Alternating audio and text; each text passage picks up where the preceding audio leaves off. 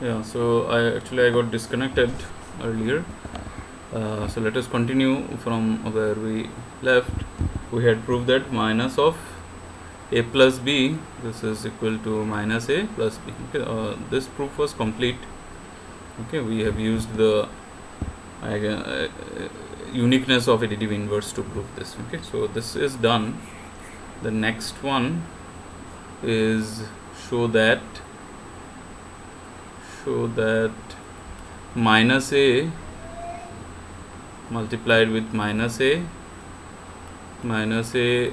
multiplied with minus b, this is same as ab. Okay, since ab means a into b, right?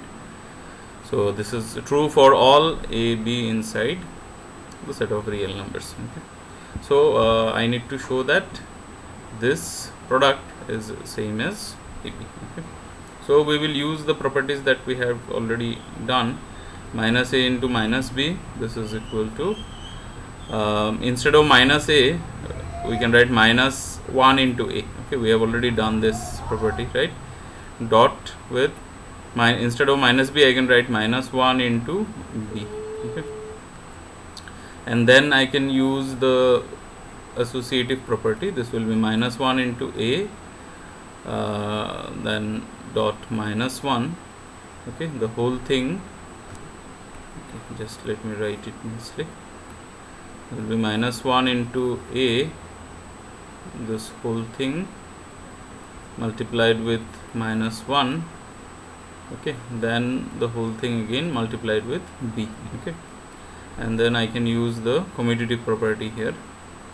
So this will be a dot minus 1. Okay, dot minus 1 dot b.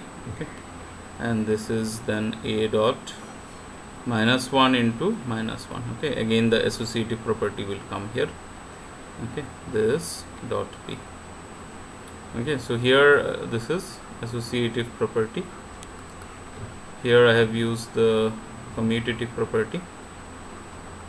Here again I have used associative property. Okay, and then I can write already we have shown minus 1 into minus 1 is 1. So this is a dot 1 into b. A dot 1 is again a, so this is a into b. Okay, so minus a into minus b is same as minus minus a into minus b is same as ab.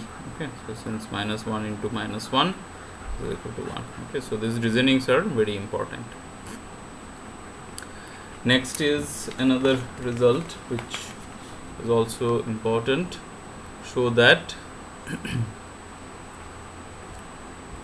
the reciprocal or the multiplicative inverse of minus a is same as minus of the multiplicative inverse of a. Okay, so for all 0 not equal to a inside, or for all non-zero elements. Okay, so this also we can show, right? What I need to show is minus a multiplied with minus of 1 by a, this gives you 1. Okay, so this is what I have to show. So we have minus a multiplied with so we have a non-zero implies 1 by a. This is an element in R. Okay, this is already there, and so minus a into minus of 1 by a. Okay, this I can write it as a into 1 by a. Just now we have proved minus a into minus b equal to ab, right? So this we can write as a into 1 by a, and this is actually equal to 1, since minus a into minus b equal to ab. Okay, if you want you can do it means step by step. You can write minus a as minus 1 into a, minus 1 by a you can write it as minus 1 into 1 by a. Okay, so that way you can do. So this comes out to be 1. So by uniqueness of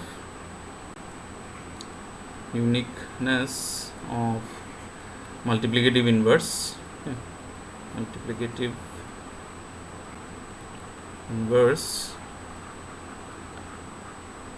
okay, we have see this product of this with this is equal to 1. Okay, so that means one of them is the inverse of the other. Okay, So that means 1 divided the reciprocal of this is same as minus of 1 by a. Okay, right, because minus a into this is 1, so the reciprocal of minus a is minus of 1 by a. Okay, so see, always we have used this. If we have something like 1 by minus 2, we can always write it as minus of half. Okay, so this things already we have used.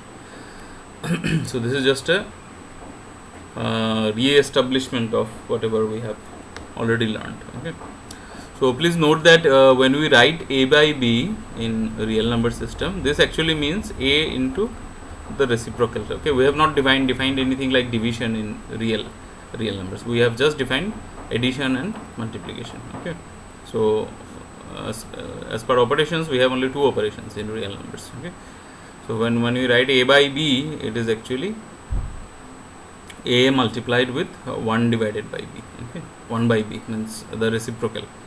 Okay, so only two operations are there. So prove that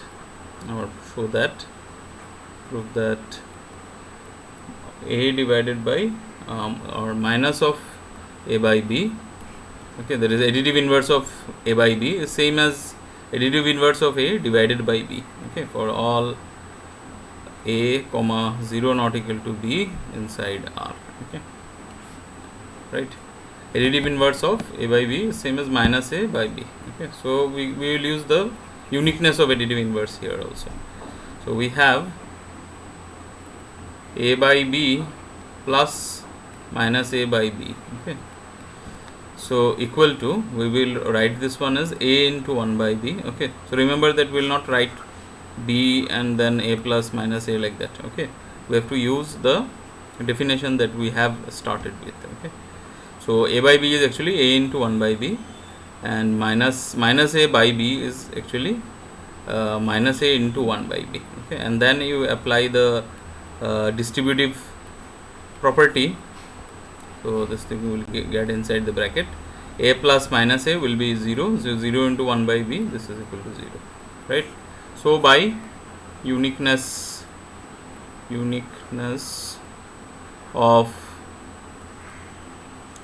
additive inverse. Okay, uniqueness of additive inverse. Okay, what do you have? Additive inverse of minus of a by b means what? Additive inverse of a by b. Okay, so this should be equal to minus a by b. Okay, so we have proved it, right? So please go through these things once again, try to do it yourself. So next, another one is, if a belongs to R and a dot a means the product of a with a is a, then either a is 0 or a is equal to 1. Okay, so we how we can show this, right? So the solution is, say, given a dot a equal to a, right? So this, from here what I can write is, I can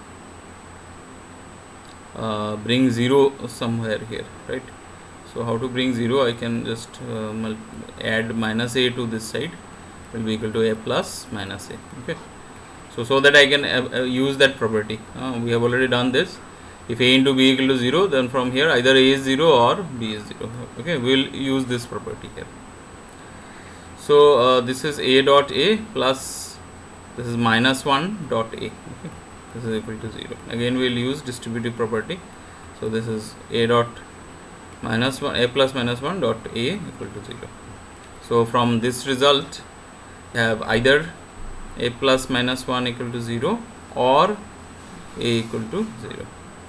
So a plus minus 1 is 0, means a equal to minus of minus 1, so that is 1 already we have seen, or a equal to 0. Okay, so we have proved either a is 0 or a is 1. Okay, so another one you can try, if a dot b equal to a dot c, okay, then either a equal to 0 or b equal to c. Okay, so this is also true. So solution is given a dot b equal to a dot c. So if a is 0, we don't have anything to prove. If a equal to 0, then we are done. Okay, we are done. We don't have to prove anything. Okay, so let a not equal to 0. Then what I'll do? Then 1 by a is an element inside R. Okay, so what I'll do? I'll just multiply this both sides with 1 by a. So it's something like showing uniqueness of this multiplicative inverse, or something like that. So 1 by a dot a into b equal to 1 by a dot a into c. So but 1 by a dot a is actually 1, so it's 1 dot b equal to 1 dot c. So this implies b equal to c. So either a is 0, or if a is non-zero, then b has to be equal to c. Okay, so this is another property. One more property that we can do is this 1 divided by ab, so that the reciprocal of AB is same as 1 by A dot 1 by B. Okay, for all A, B not equal to 0, okay, inside R. Okay, I have to show that the reciprocal of this AB is, so just it's just associative property. Okay, so we have AB multiplied with 1 by A dot 1 by B. Okay, what is that? Let us evaluate. Okay, so just use associative property. It's AB into A.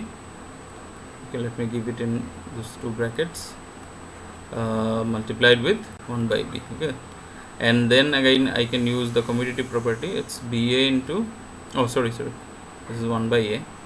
So it's BA into 1 by A multiplied with 1 by B. Okay, and then again associative property, B into A into 1 by A multiplied with 1 by B.